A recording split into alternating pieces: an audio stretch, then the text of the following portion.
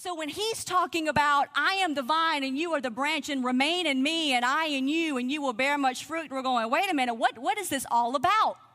Well, what we know from antiquity is that in the first century, vines and their branches did not grow upward around a pole.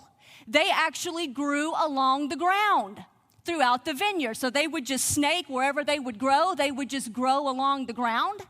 And the problem with that is every morning, the morning dew would settle in on the ground and it would threaten to drown the grapes.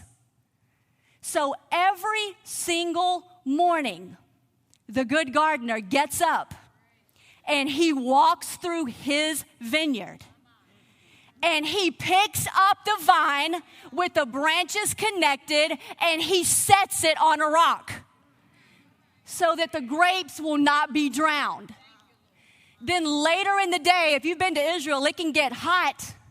In the heat of the day, now there's a different threat. Now the heat is there and it's threatening to burn the grapes, to burn them out. So again, every day, the gardener walks through his vineyard and he picks up the vine with the branches connected and he hides them in the shade so that the sun will not burn them up.